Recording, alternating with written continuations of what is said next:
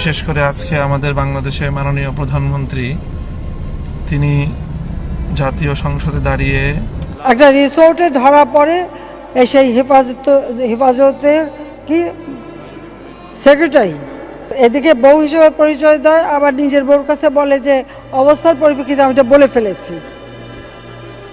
যেভাবে ভুল তথ্যের উপর ভিত্তি করে আমার চরিত্রের উপর কালিমা লেপন করার চেষ্টা করেছেন, আমি এতে অত্যন্ত মর্মাহত। আমি মনে করছি তিনি আমার চরিত্রের উপর না জেনে না বুঝে অসত্য তথ্যের উপর ভিত্তি করে এই জাতীয় কথা বলেছেন। তিনি কিংবা তার সরকারের উচ্চপদস্থ আরও বেশ কিছু মানুষ এই ধরনের কথাবার্তা বলছেন। কয়েকজন মন্ত্রী এবং একাধিক ব্যক্তিবর্গ এই ধরনের কথা বলেছেন। আমি স্পষ্ট ভাষায় বলছি, আমি গতকালকে আমার সঙ্গে থাকা আমার স্ত্রী সম্পর্কে যে তথ্য আমি দিয়েছি সে শরীয়ত সম্মত উপায়ে হালাল উপায়ে আমার বৈধ স্ত্রী। আমি যদি এই কথায় মিথ্যাবাদী হয়ে থাকি, আমার এই কথা যদি ভুল হয়ে থাকে, তাহলে আমি আল্লাহর কোরআনের আয়াতের অনুযায়ী কোরআনের আয়াতকে অনুসরণ করে বলছি, আমার উপর যেন আল্লাহ পাকের গজব নাজিল হয়, আমি যেন ধ্বংস হয়ে যাই।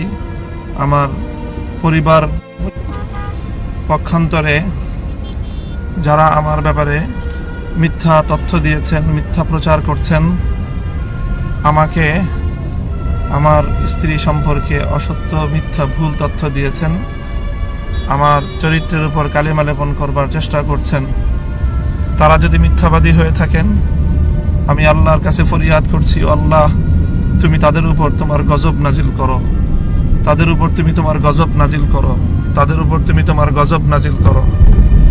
আমি তাদের সকলকে অনুরোধ করব, আহ্বান জানাবো, তারাও আমার মতো এরূপ বক্তব্য দিক যদি তাদের সৎসাহস থাকে। তারা কথা বলুক, যদি আমি মিথ্যাবাদী হয়ে থাকি তাহলে আমার উপর যেন খোদার গজব নাজিল হয়, আর তারা যদি মিথ্যাবাদী হয়ে থাকে তাদের উপর যেন আল্লাহর গজব নাজিল হয় এবং তাদের বংশ যেন নির্বংশ হয়ে যায়। ও আল্লাহ, আমি তোমার কোরআনের একজন ধারক হিসাবে, তোমার নবীর একজন নায়েব হিসাবে, একজন আলেম হিসাবে তুমি আমাকে যে দায়িত্ব দিয়েছ, যেই বিধান পালন করার গুরু দায়িত্ব অর্পণ করেছ, সেই জায়গা থেকে ওগো আল্লাহ, আমি তোমাকে বললাম, আমার মধ্যে এবং আমার সম্পর্কে যারা কুৎসা রটাচ্ছে তাদের মধ্যে যারা মিথ্যাবাদী হয়, আল্লাহ তুমি তাদের উপর গজব নাজিল করো, আল্লাহ তুমি তাদের উপর গজব নাজিল করো, আল্লাহ তুমি তাদের উপর গজব নাজিল করো।